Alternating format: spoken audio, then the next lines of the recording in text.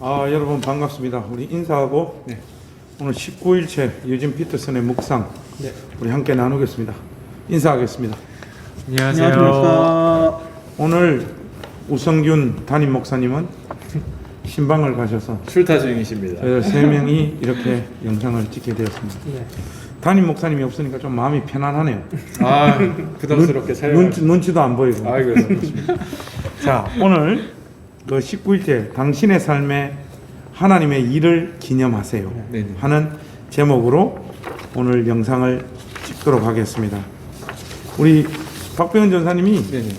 유진 피터슨의 이 제목 네네. 여호수아 4장 21절에서 22절 그죠? 네, 맞습니다. 이 말씀과 관련해서 유진 피터슨이 어떤 메시지를 전하고 있는지 네네. 좀 개략적으로 설명해 주시면 좋겠습니다. 네네. 이제 모세가 죽은 후에 여호수아가 새로운 이제 가나안 땅을 정벌할 그 리더로 세워지지 않았습니까? 그렇죠. 요단강을 딱 건너기 전인데 사람들이 두렵고 무서워하니까 이제 처음에 이제 정탐꾼을 이제 보내게 됩니다. 그 이전에 그 라합에게 라합 얘기가 나오고요. 그 다음에 돌아와서 그 사람들이 보고하기를 우리가 정복할 수 있겠습니다. 그제서야 이제 사람들에게 여호수아가 말을 해요. 이제 우리 건넙시다. 하나님께서 딱 여호수아에게 이렇게 얘기합니다. 너희들은 언약궤를 가지고 요단강으로 먼저 들어가라. 이렇게 얘기를 해요. 그때 오늘의 말씀과 같이 좀 정말 신기한 일이 또 생기는데 언약궤를 맨 제사장들이 그 강물에 딱 발을 딛자마자 모세가 홍해를 갈랐듯이 이 강물이 쫙 갈라지는 그 장면이 또 나오게 됩니다. 그러면서 모세 언약궤가 먼저 제사장으로 들어가고 강 중심부에 딱 있으니까 그 사이에 사람들이 다 모든 백성들이 건너가게 돼요. 그리고 여호수아가 그런 얘기를 합니다. 저기 정중앙에 언약궤 주변에 가서 아주 큰 돌 각 지파마다 한 사람씩을 선별해서 큰 돌 하나씩을 가져오라.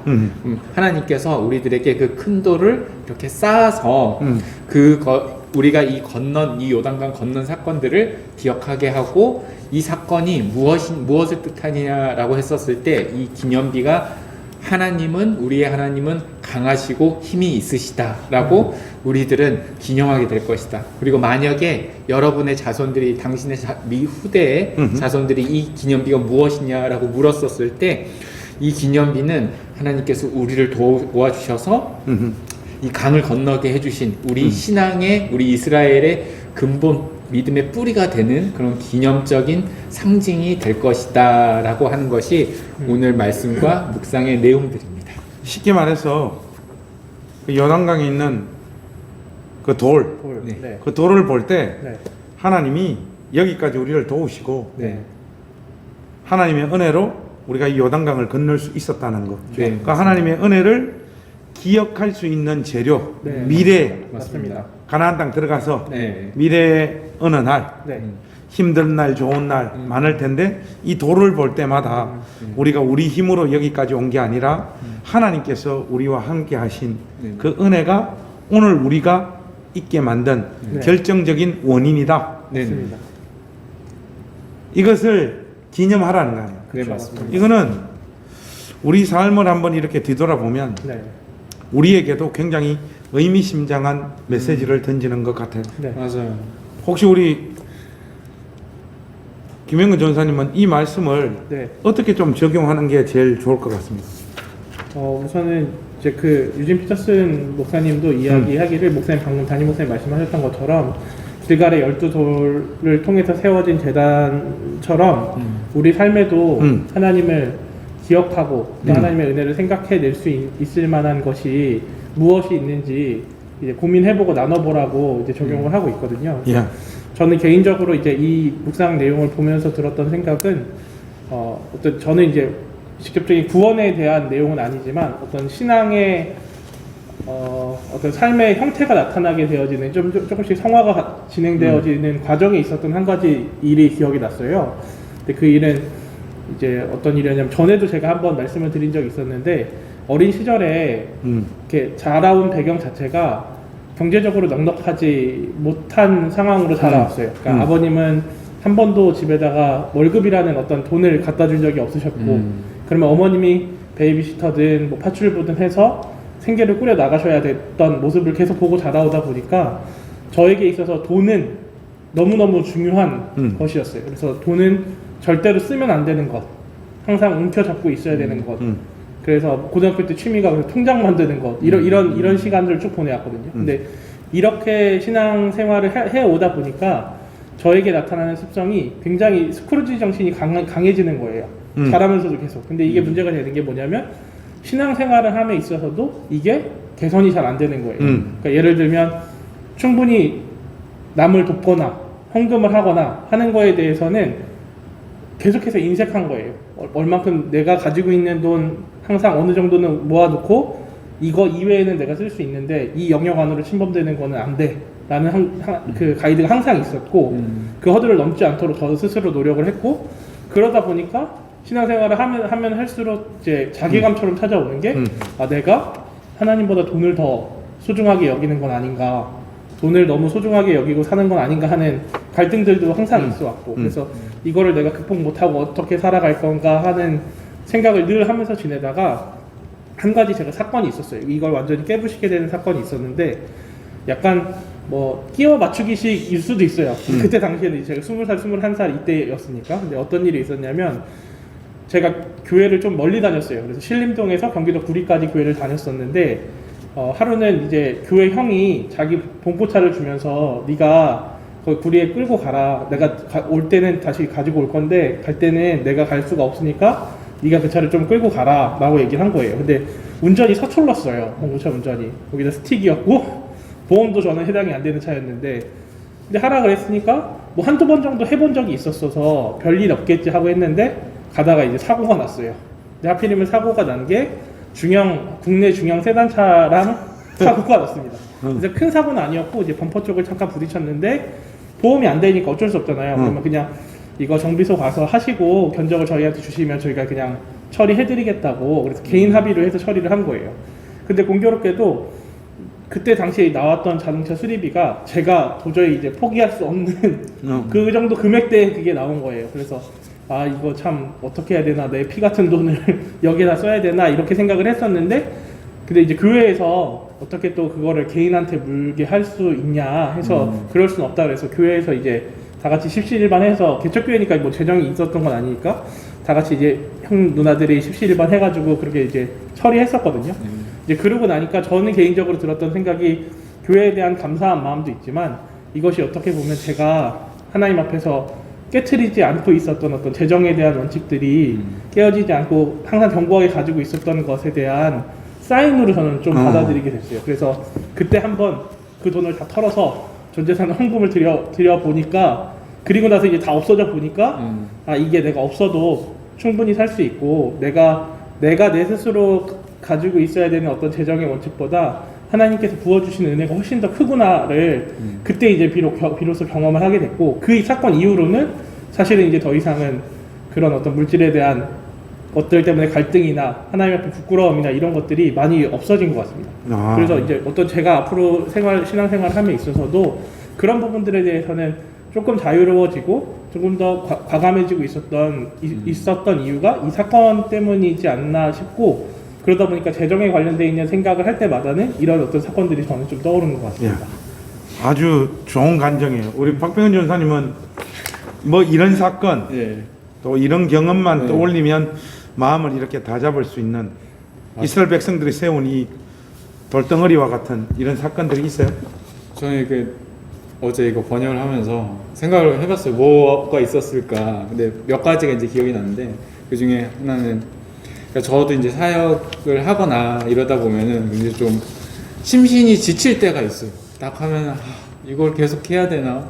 나 잘할 수 있을까부터 시작해서 내가 막 그러려고 한 것도 아닌데 억울해 뭐 이런 온갖 마음들이 막 오면 되게 힘들어질 때가 있는데 그럴 때 이제 저는 항상 이렇게 좀 조용한 곳으로 가죠. 가끔 이제 고향으로 가거든요. 이제 고향 가서 일단 고향 가면요. 저희 교회를 제가 어렸을 때 다니던 교회가 아직도 그 자리인데 그 교회를 이렇게 그냥 보게 되는 것 같아요. 교회를 이렇게 보면 그냥 짠합니다. 교회 지금 보면 그 오랜 시간 동안 서 있는 교회도 짠하고 지금 조금씩 사람들도 없어지는 그런 모습들 보면 또 짠하고 또 옛날 또 기억들이 있어요. 거기에서 이런 신앙생활을 했던 좋은 모습들, 우리 부모님도 한 교회에서 만나셔서 아직도 그 교회 다니시고 있던 뭐 어머니 아버지의 온갖 인생이 묻어져 있던 교회, 그리고 또 어머니 아버지 신앙도 이렇게 같이 보여요. 그래서 그냥 뭐 항상 이렇게 뭐 아버지는 아버지대로 툴툴거리지만 교회 안 떠나시고 끝까지 이렇게 지키려고 했던 그런 모습들이나 뭐 10년이 20년이 30년이 지나도 여전히 그냥 신실하게 목사님이 이래도 예 아멘 하고 그냥 그렇게 순종적으로 항상 자신이 할 수 있는 것들, 조그만 것들 하시는 어머님 신앙 보면은 그냥 하나님에 대해서 다시 한번 힘내야지, 그냥 소소한 위로를 받고 다시 오면 또 할 수 있는 힘들이 생기고 또 이런 것들이 생기더라고요. 그래서 힘내야지 이런 모습들이 있는 것 같아요. 부모님의 어떤 그런 모습들. 그러니까 우리 박변 전사님은 자기의 경험은 없네요. 자기 이야기 하라니까 부모님 이야기. 어쨌든 좋습니다. 박전 선생님 원래 준비해 놓은 게 하나 있었는데 그 실물을 못 찾았나 봐요. 아 그래요? 제가 원래 영어 성경책인데 처음으로 산 내 돈 내산 성경책인데 그게 다 낡고 떨어져가지고 지금 한 15년 됐어요. 그 성경책이 신앙 내가 다시 한번 가지겠다. 열심히 하나님 말씀 떠나지 말아야지 한 성경책이 있는데 어디인지 찾지를 못하겠더라고요. 아니 뭐든 뭐 이런 물건, 이런 사람, 이런 사건을 생각했을 때 하나님 앞에서 마음을 다시 다잡고 십자가 앞으로 다시 나아가게 되는 우리의 삶을 기념해주는 어떤 사건들. 저 같은 경우에는 그냥 두 사람이 경험을 이야기했으니까 제가 우리 지호 지은이한테 마치 지금 요단강의 돌덩이처럼 신앙의 원칙을 가끔씩 생각날 때마다 항상 해줘요. 그게 뭔가 하면 첫째, 죽을 때까지 단 한 번도 교회를 빠지지 말 것. 아프다 바쁘다 이런저런 핑계 다 소용없어. 주일은 무조건 교회 가서 하나님을 예배하는 날. 어떤 타협도 하지 마라. 그래 우리 지호지은이한테 이야기를 했어요. 그리고 너희들이 수고해서 돈을 버는 시점이 되면 하나님 앞에 반드시 11조를 드려라. 이 11조에 대해서 요즘 뭐 11조 무용론 뭐 해서 이게 성경적이냐 아니냐 뭐 이런 말들이 많아요. 많은데 저는 이렇게 생각을 해요. 하나님 앞에 드릴 수 있는 우리의 최소한이다. 자기가 몸담고 함께 소속되어 있는 공동체 안에서 물질적인 헌신을 그 정도도 하지 못한다는 것은 네 마음을, 너희들 마음을 그 공동체 안에 담지 못하는 거다. 돈이 없어서 가난해서 헌금을 하지 못하는 것과 네가 충분히 할 수 있음에도 불구하고 하지 않는 것은 하나님 앞에서 합당한 태도가 아니다. 그래서 11조 죽을 때까지 해라. 그리고 세 번째는 목사 자녀로 태어났으니까 너희들이 소속되어져 있는 목사님 잘 섬겨라. 이 세 가지를 이야기하거든요.